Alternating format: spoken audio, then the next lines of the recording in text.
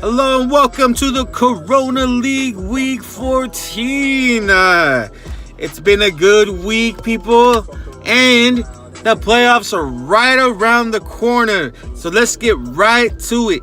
And in game one, I'm sorry for this low budget thing, by the way, but I was almost done with the video. I had, I did the whole production thing and I was getting ready to do it, and I made the mistake. And I pulled the cord and it switched off my surge protector and...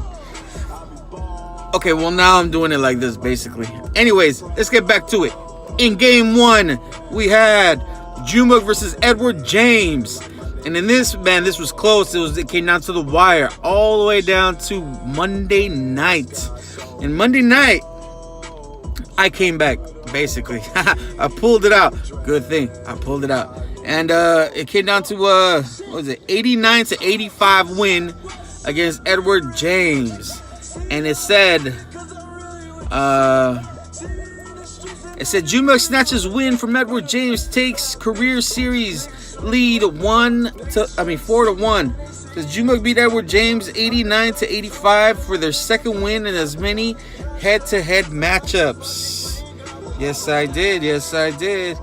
Says Edward James drops 2, 6, and 7. Junebug continues to control the historical series. I went to 8 and 5. Yeah, so I mean, it was a small margin of victory, like a couple points or something like that, but it worked out, and we're in it. In game 2, we had Day 1, aka the One versus Litty Titty Committee. And let me tell you something, it was close. I believe it was Day 1, aka the One, who had the lead until Monday night's game, where I think Litty Titty Committee had still his quarterback to play, and his quarterback brought it through in this very, very close game. Litty Titty Committee got the win at 97 to 93. I mean, it was 3-point-something points. It was very, very close. There's been a lot of games where Day 1, aka the One, just did not break his way, losing by a few points like this. But things happen. And in game 3, let me read you the thing. Litty Titty Committee gets a late victory over Day 1, aka the One, climbs to 5th place. Litty Titty Committee stays undefeated in 2 matchups against Day 1, aka the One, 97 to 93. Right, the overall record for Day 1 is 7 and 6, and for Litty Titty 7 and 6, and Day 1 falls to 2 and 11. I guess Day 1 has become the favorite target of Litty Titty, who will be whooping them every time they see each other, I guess. Crazy. And if we go in game 3, we had Henry versus Iguana, and this wasn't even close. It was a blowout. This was the blowout of the week. And basically, it came down to Henry scoring 93 points and Iguana only 65 points. It was never close, never at all. And it was, says Henry gets victory over Iguana, makes it 3 in a row. Henry moves to 2-0 versus Iguana with a 93-65 victory. Their overall record goes to 10 and 3, while Iguana falls at 3 and 10. Right, and the thing, and in all the history of the Corona League, I think their record is Henry owning Iguana 4 games to 2. Yes, ladies and gentlemen. And I mean, Iguana, adding insult to injury, had to start to go 0 points. Deshaun Jackson, that nothing, 0. That actually did not help him at all. Now, game 4, we had Team versus the Aftermath. Now, this game was really, really important, and I'll tell you why. Basically, they were fighting for first and second place. You're gonna say to yourself, "Well, why?" Well, it matters. Why? The playoffs, and we'll get to that. So, in this game, it was pretty close. I mean, once I think it was Sunday night, Team took the lead. He never looked back. It was all the way down, and it says Team snatches one from the Aftermath, moves up to second place. Team beats Aftermath 119 to 94 in their second win as many head-to-head matchups. Says sitting 8 and 5. Both of them are sitting 8 and 5. and that's my score too. And that's going to be relevant when I talk about the playoffs. Exactly, that's coming up next. And it says they actually have a tie series, right? In all the years of Corona, they're 3-3. That's what it says. I mean, it's because he picked up Mahomes, man.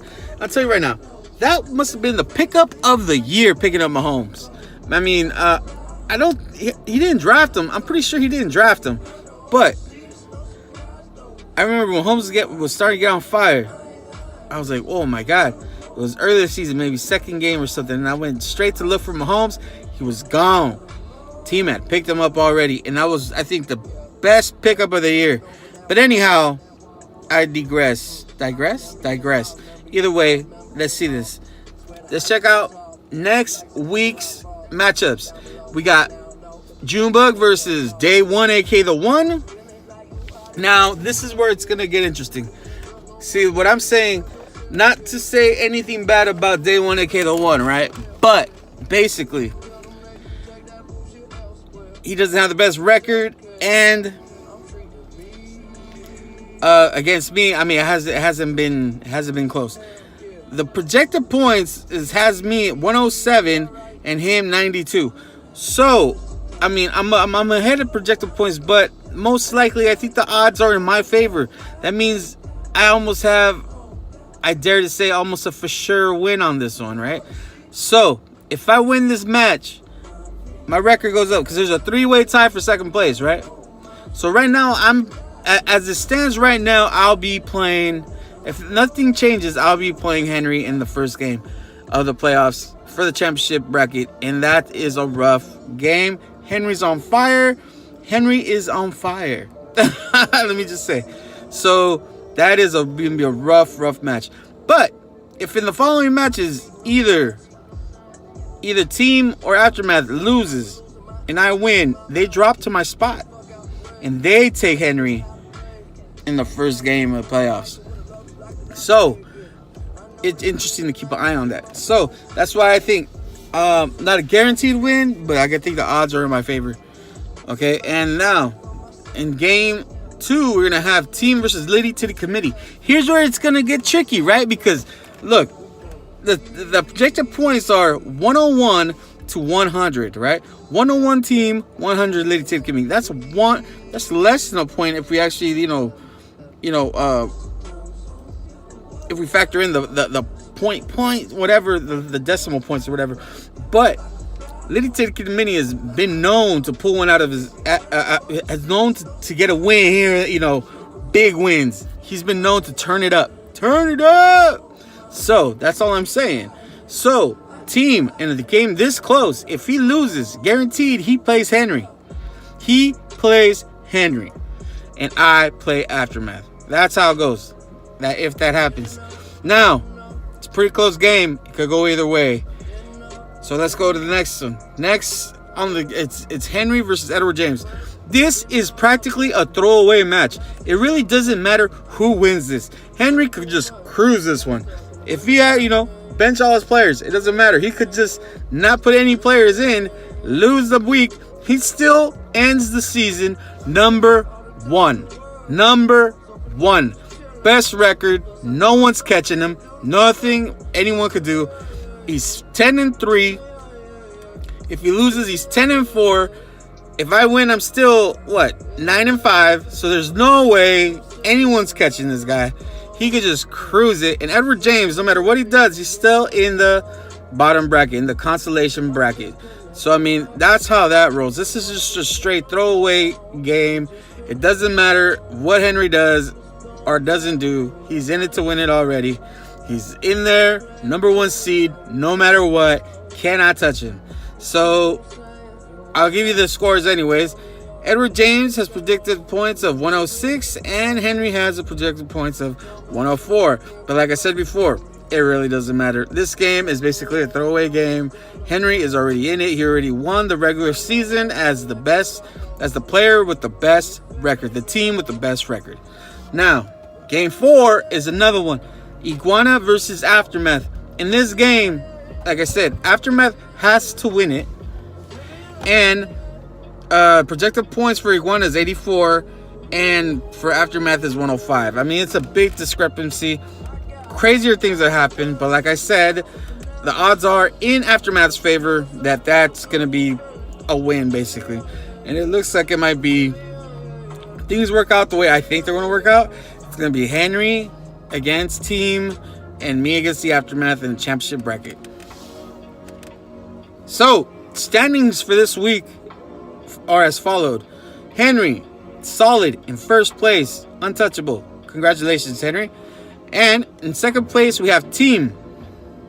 Team with a 8-5 record, which is a 3-way tie with Aftermath, who dropped to third place with an 8-5 record. And then there's me in fourth place with an 8-5 record. So that is the championship bracket, too. We're going to talk a little more about that right now.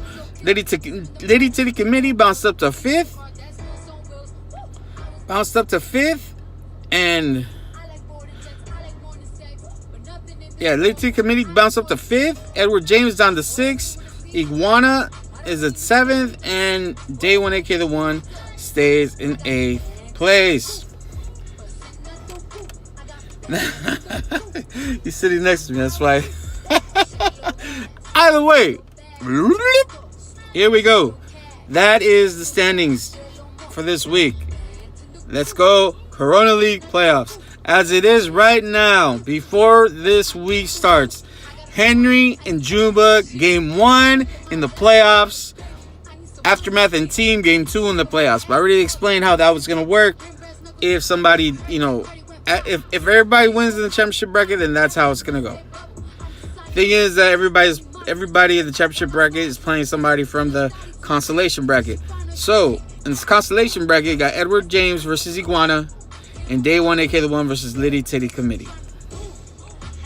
So, I'm pretty sure consolation bracket stays the way it is. I don't see Edward James moving up. If Edward James moves up, he plays Day 1 AK the 1, and Liddy Titty Committee plays Iguana. As it is right now, it's Edward James versus Iguana. Day 1 AK the 1 against Liddy Titty Committee in game 1 of the consolation playoffs. Honestly, I think it's going to stay that way. I think that the consolation bracket isn't going to move. It all matters if Edward James takes out Henry, which I don't see that happening. To be honest, I don't see that happening. So I think that the consolation bracket stays the same. There's really nothing happening there. Championship bracket, chances for different matchups. But other than that, that's how the cookie crumbles. Other than that, I have something else to say. I guess I dropped the ball this season. I dropped the ball. I didn't know there was weekly trophies going out. I didn't know about that, but I wrote them down. It's crazy, right? There was a trophy every week for these 3 categories: Unreal Combos, which I'm thinking is a combination of players, High Scoring Bench, and Top Players. A Top Player of the Week. So basically, I'm gonna read you down the people who won the most trophies. Since I messed up, I didn't put this on. But basically, in the Unreal Combo, there's a 2-way tie for first place. Henry and Team are first place in that, with 3 trophies each for the year. And I'll revisit this, after this week, obviously. And then in second place is Iguana with the Unreal Combo, 2 of them. Third place is Junebug with one trophy of Unreal Combo. Well, actually tied with Aftermath. We both got 1 trophy for Unreal Combo. And Lady Titty Committee in Day 1 did not get any. Now, in High Scoring Bench, which is, I don't know why you would care about a High Scoring Bench, to be honest. It says number 1 was Henry, had the High Scoring Bench with 3 trophies. Number 2 was Edward James with 3 trophies. A tie for third with Day 1 AK the 1 and Iguanas with 2 trophies each. And then Team and Aftermath also had a trophy. Lady Titty Committee and Junebug didn't have any trophies, and our benches weren't good. In Top Player of the Week, gotta hand it. This one was taken by Team with 5 trophies for Player of the Week. Guess who that was? Anyhow, Second place was Henry with 3 top player of the weeks. There's a 3-way tie between Iguana and Edward James for 2 trophies for player of the week. And Aftermath with 1 trophy for player of the week, which leaves Junebug, Litty Titty Committee, and Day 1 AK the one out in the cold with that. Sorry. But yeah, I have a recap of that next week in the regular season finale. So yeah, enjoy yourselves this weekend. Have fun. Congratulations to Henry. And I'll see you guys next week.